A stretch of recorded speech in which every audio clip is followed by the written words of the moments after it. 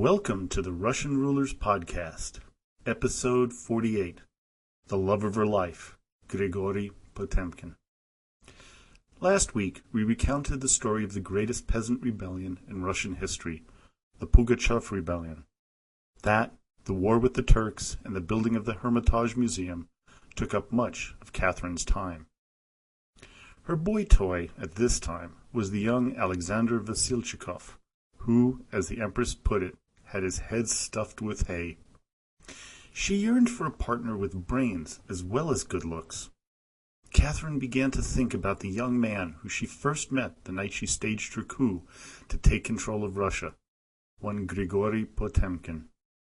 On December 4th, 1773, the now 44-year-old Empress wrote the following note to Potemkin.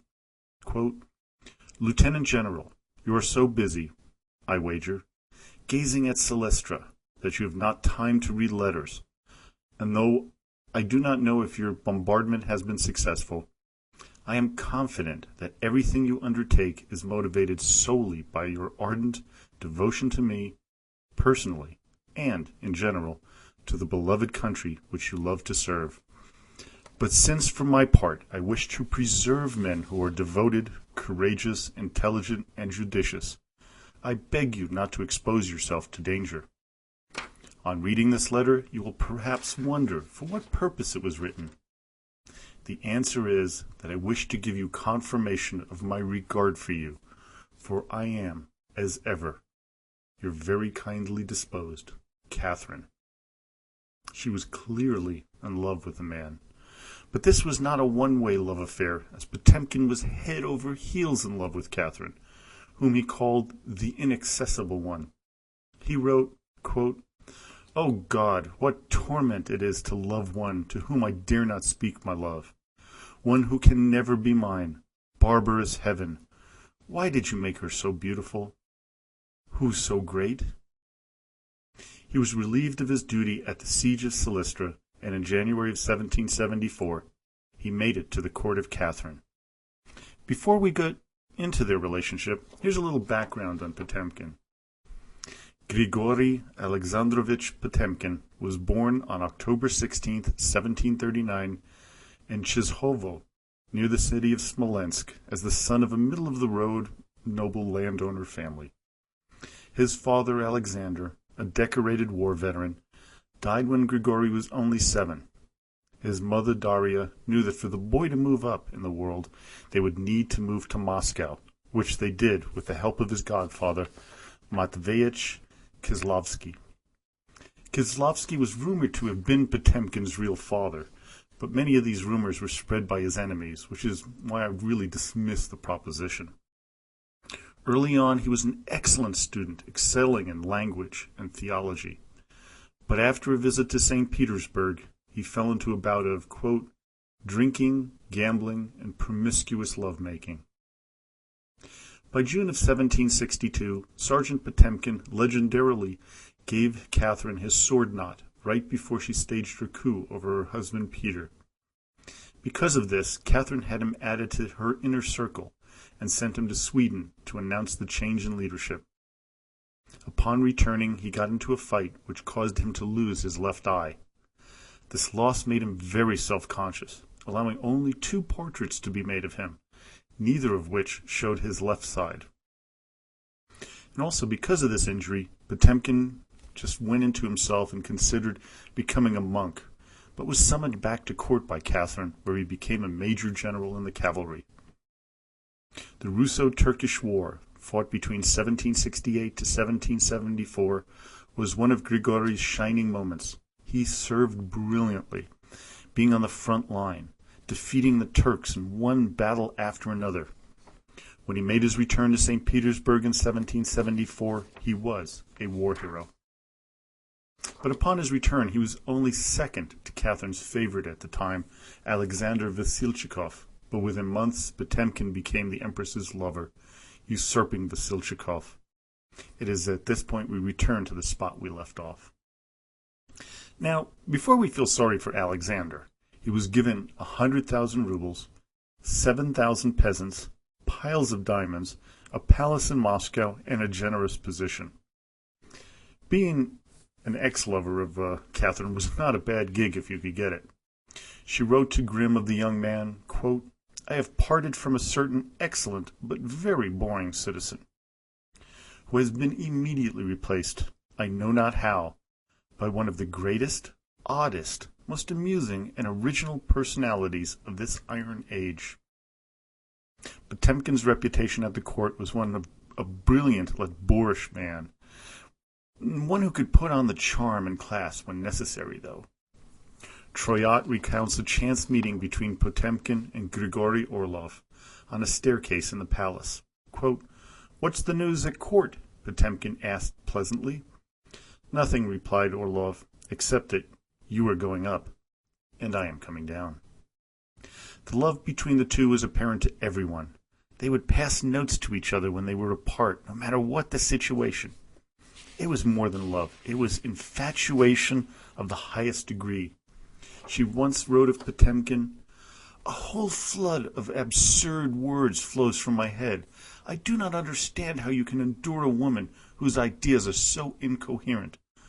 Oh, Monsieur Potemkin, what a confounded miracle you have wrought, to have so deranged a head that heretofore in the world passed on for the best in Europe. What a shame! What a sin! Catherine II, a prey to this mad passion. You will disgust him with your folly, I tell myself." There were rumors that she was so enamored of Grigory that she married him secretly in December of 1774 at the church of St. Samson in St. Petersburg. While the marriage papers are lost to history, there is a lot of evidence, especially from their correspondence, to believe the story. Catherine calls him her spouse and husband, as well as referring herself as his wife in a number of letters between the two. But there was more to this relationship than lust and love, as the two were deeply involved in governing Russia. Potemkin was made vice president of the Council of War, as well as general-in-chief, and given the rank of Knight of the Order of St. Andrew. After the war against the Turks was successfully concluded, Catherine had him made Count of the Russian Empire. Everything in his life was taken care of, including all of his family who joined him at the palace. He was lavished with a salary of 12,000 rubles a month. Still, it wasn't enough to take care of his gambling debts, which he kept racking up. But the Empress would quietly take care of his debt. Talking to his nephew Engelhart, Potemkin said, quote, "Could any man be happier than I? All my hopes, all my desires, have been fulfilled as if by magic. I wanted to have great responsibilities. I have them. Decorations? I have them all. I love gambling. I've been able to lose incalculable sums. I love to give entertainments. I have given splendid ones. I love to buy estates. I possess as many as I want. I loved to build houses. I have built palaces. I love jewels. No private person has jewels finer and rarer than mine. In a word, I am perfectly happy." Those around him were impressed by Potemkin. Prince de Liane wrote, "He is the most extraordinary man I have ever met. He gives the appearance of laziness, and yet works incessantly, always reclining on his couch, yet never sleeping day or night, because his devotion to the sovereign he adores keeps him constantly active. Melancholy in his pleasures, unhappy by virtue of being happy, blasé about everything, quickly wearied of anything, morose, inconstant, a profound philosopher, an able minister, a sublime politician, and a child of 10, prodigiously wealthy without having a sou, discoursing on theology to his generals, and on war to his archbishops, never reading, but probing those to whom he speaks, wanting everything like a child, capable of dispensing with everything like a great man. What then is his magic? Genius, and then more genius." Catherine and Grigory continued their torrid affair for 2 years, until both of them started eyeing younger people for their bedroom. When the Empress found a new consort, one Peter Zavadovsky, many in the court thought that Potemkin's time was up. But that was not the case. While the bedroom was no longer being shared, the two stayed together when it came to running the country. They were joined at the hip intellectually, if not physically. The liaison with Zavadovsky lasted only a few years, and he was quickly replaced with Simon Zorich. What was interesting was how Potemkin was instrumental in putting together Catherine and her new lovers. Now, to top it off, the men gave Grigory, how much you say it, thank you payments. Zorich gave Potemkin 100,000 rubles, which Grigory took happily. Unfortunately for Zorich, the liaison with the Empress was short-lived, and he was furious at it. But, as with others, he was made very happy with a lifetime pension along with 7,000 more serfs to take care of him. Not a bad deal. Many others followed. You can just imagine how foreign emissaries thought of all of the bedroom antics of Empress Catherine. British Ambassador Sir James Howard Harris wrote, "Her court, from being conducted with the greatest dignity and exterior decorum, has gradually become a scene of deprivation and immorality.